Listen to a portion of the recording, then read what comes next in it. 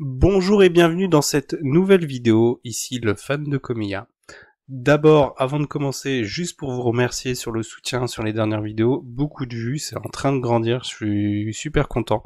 J'espère que ça va continuer et j'essaye de vous proposer un contenu de mieux en mieux, un contenu qui vous intéresse de plus en plus.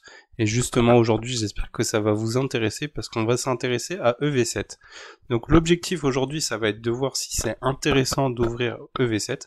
Évidemment, Pokémon, qui dit Pokémon dit pas rentable. Mais on peut se donner comme objectif à peu près 50-60%, ça dépend des personnes. Et donc on va essayer de voir si au final, eh bien sur cette série, après à peu près une semaine, eh bien est-ce que c'est intéressant d'ouvrir ou pas. Et donc pour ça, très simplement, je suis allé voir les prix sur Card Market. Donc pour être tout à fait transparent, j'ai regardé donc aujourd'hui le 18 septembre, donc les prix que vous voyez date du 18 septembre, ça a sûrement évolué depuis et ça évoluera sûrement, et à ce moment-là on refera le point au fur et à mesure.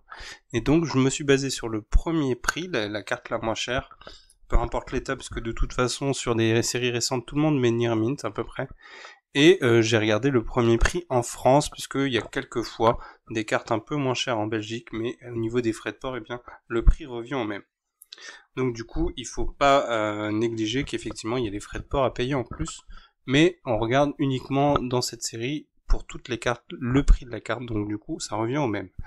Donc on va commencer par les cartes X qui ont une espérance pas si faible quand on regarde d'autres séries, et ça va s'expliquer notamment du fait qu'il y a une carte qui fonctionne bien, je vous la mets ici, et bien c'est le Terrapagos X qui se trouve à 11€, ce qui est assez cher pour une carte X, on n'avait pas encore vu ça jusqu'à présent. Faudra voir si ça tient dans la durée, mais donc du coup sur toutes les X, donc il y en a quelques-unes de notables, le Tortank, et en fait juste le Tortank, parce que toutes les autres sont autour des 1€, le Florizard un peu moins de 2€, le Pomme de Rochi, le Pyrobut en dessous des 12€, des 2€, pardon, l'Holoclass à 2€ aussi, mais sinon toutes les autres on est en dessous de 1€, voire à 1€.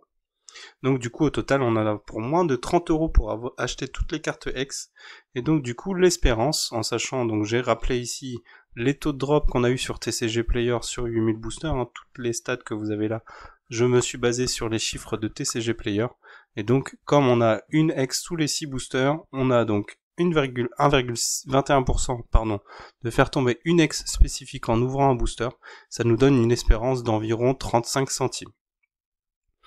On passe au Ace. Alors, vous allez me dire, mais pourquoi est-ce que j'ai fait les Ace? Je voulais voir tout simplement. J'étais pas encore allé regarder si c'était des cartes recherchées par les joueurs notamment, et il s'avère que, bon, pour l'instant, ça annonce pas terrible, puisqu'on est à maximum 2€, donc un peu moins de 5€ pour acheter les 3 cartes, il n'y en a pas beaucoup, et donc l'espérance, on n'est même pas à 10 centimes. Donc du coup, c'est clairement pas ça qui va jouer au niveau de l'ouverture.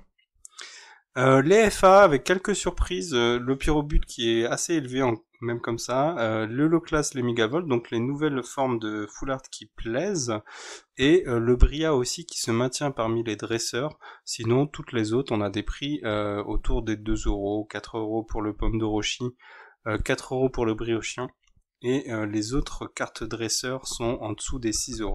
Donc au total on en a pour 57€. Et donc, comme une FA spécifique, c'est en dessous de 1%, donc 0,61%, eh bien, on obtient une espérance de 34 centimes. Donc, comme sur les X, donc pour une fois, avec les prix qu'on a actuellement, donc c'est aussi intéressant d'obtenir une FA.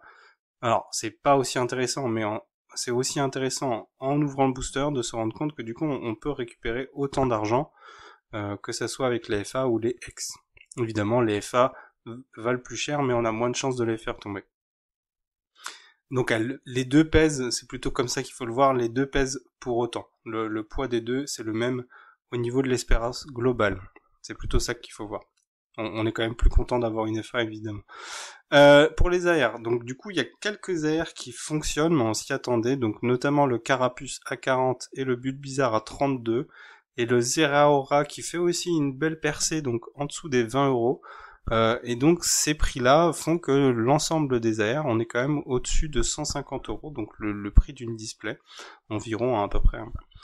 Et du coup, vu qu'une AR spécifique, on est en dessous des 1%, comme pour la FA, c'est 0,6%, on est quasiment à 1 euro d'espérance sur le booster pour les AR. Donc ça peut rapporter, et on se rend compte que effectivement la plupart des AR vont rentabiliser, vont rembourser le booster, puisque les moins chers sont à 4 euros.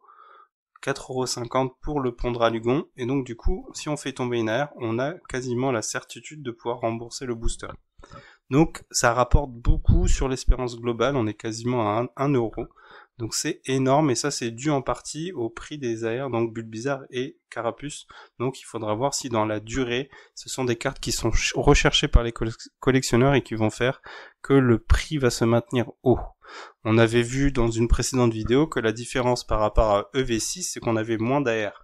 Donc ces AR là ont quand même, si on part du principe que les AR sont printés autant dans toutes les séries, eh bien ces AR vont finir par tomber plus souvent, et donc il y a des chances qu'il y ait plus de produits sur le marché, et donc normalement, si on s'en tient à une logique assez simple, à une logique assez basique en termes d'économie, normalement le prix de Carapuce et de Bulbizarre devrait baisser. Mais si tout le monde cherche à les obtenir, eh bien le prix devrait se maintenir autour des 30 €. Voire peut-être remonter. Les prix ont chuté sur toutes les cartes, ce qui est assez habituel, hein. J'ai regardé donc depuis vendredi, sur quasiment toutes les cartes le prix a chuté, donc c'est assez normal. Donc à voir quelle sera la tendance. On passe au SAR, et là on a une vraie carte qui fait grimper la cote, puisque du coup le Terrapagos X est autour des 150 €. Il a quand même déjà chuté, parce que si je me souviens bien, il était autour des 200 € à la sortie la semaine dernière. Donc il a déjà quand même perdu 50 €.